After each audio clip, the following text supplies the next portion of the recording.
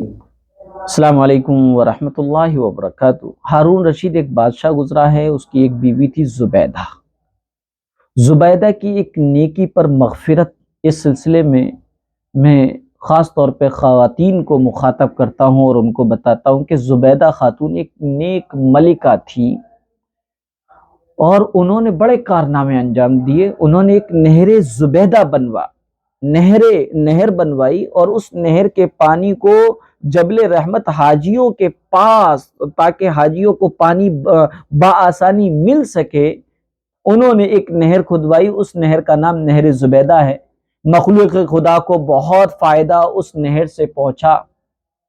اپنی وفات کے بعد، زبیدہ خاتون کے انتقال کے بعد، وہ کسی اپنی سگی یا متعلقین رشتہ دار کو خواب میں نظر آئی، تو جس کو وہ خواب میں نظر آئیں تو اس نے خواب ہی میں پوچھا کہ زبیدہ خاتون، آپ کے ساتھ کیا معاملہ پیش آیا؟ زبیدہ خاتون نے جواب دیا کہ اللہ رب العزت نے بخشش فرما دی۔ خواب دیکھنے والے نے کہا کہ آپ نے تو نہر زبیدہ بنوا کر مخلوق خدا کو، حاجیوں کو بہت بڑا فائدہ پہنچایا ہے، آپ کی تو اللہ کو بخشش کرنی ہی تھی اور آپ کی بخشش ہونی ہی تھی۔ زبیدہ خاتون نے کہا نہیں، جب نہر زبیدہ والا عمل اللہ کے حضور میں پیش ہوا تو پروردگار عالم نے فرمایا، کام تو تم نے خزانے کے پیسوں سے کیا تھا، نہر زبیدہ جو کھدوائی تھی اور اس پہ جتنا بھی خرچہ آیا تھا تم نے اس خرچے کو خزانے کے پیسوں سے کروایا تھا، لہذا اگر خزانہ نہ ہوتا تو نہر بھی نہیں بنتی۔ مجھے یہ بتاؤ کہ تم نے میرے لیے کیا عمل کیا؟ یہ نہر زبیدہ میرے لیے عمل نہیں ہے، بلکہ یہ تو مخلوق کے خزانے سے ہوا ہے۔ زبیدہ نے کہا، میں تو گھبرا گئی کہ اب کیا ہوگا۔ اللہ رب العزت نے مجھ پر مہربانی فرمائی، مجھے کہا گیا تمہارے ایک عمل ہمیں بہت پسند آیا تھا اور ہم آج اسی عمل کی وجہ سے تمہاری بخشش کے اور تمہاری مغفرت کے فیصلے فرماتے۔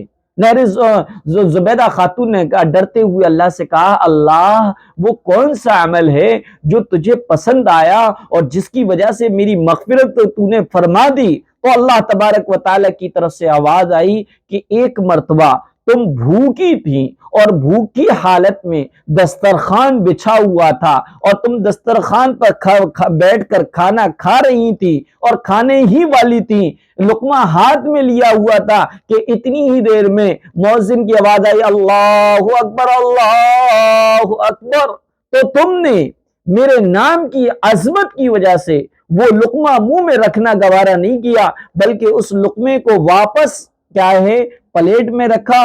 پھر تمہارا جو دوپٹہ تمہارے سر سے بے دہانی کی وجہ سے سر سے اتر چکا تھا، تم نے پہلے اس کو درست کیا اور اس کو ٹھیک کیا، پھر اذان کا جواب دیا، پھر تم نے لقمہ کھایا۔ تم نے لقمہ کھانے میں جو تاخیر میرے نام کے ادب کی وجہ سے کی تھی، وہی ادا مجھے پسند آئی، چلو تمہیں اسی عمل کی وجہ سے ہم تمہاری مغفرت فرماتے ہیں۔ مولانا احمد لاہوری رحمت اللہ علیہ فرمایا کرتے تھے کہ انسان جب اذان کی آواز سنے تو ادب کی وجہ سے خاموش ہو جائے، اذان کا جواب دے اور آخر میں جو اذان کے بعد کی دعا ہے وہ دعا پڑھے اذان کے ادب کی وجہ سے، تو اسے مرتے وقت کلمہ نصیب ہوگا، اس کی موت جو ہے کلمے پر ہوگی، ایمان پر ہوگی۔ اس لیے خاص طور پر اس چیز کا اہتمام کریں۔ آج اس کا اہتمام بالکل ختم ہو گیا۔ 10-20 سال پہلے اذان ہوتی تھی تو سر پہ دوپٹے آ جاتے تھے اور ٹی وی وغیرہ ریڈیو وغیرہ بند ہو جایا کرتے تھے، لیکن جو ہے ہمارے دل میں اللہ کے نام کی عظمت کم ہوتی جا رہی ہے۔ آج موبائل چلتا رہتا ہے اور ڈبے بجتے رہتے ہیں، ہم کام کرتے رہتے ہیں، ہمیں فکر نہیں ہوتی کہ اللہ کی عظمت کا اعلان کیا جا رہا ہے، ہمیں خیال بھی نہیں ہوتا، ہم اذان کا جواب بھی نہیں دیتے۔ اس لیے اللہ کے واسطے ایسی ناقدری نہ کیجیے، بلکہ اللہ کے نام کی عظمت کا لحاظ کر کے اور اس کا اذان کا جواب دیا کریں۔ تاکہ اللہ تبارک و تعالی نہ جانے ہمارے کون سے معمولی سے عمل کو پسند کر لے اور اس پر ہماری مغفرت کے فیصلے فرما دے۔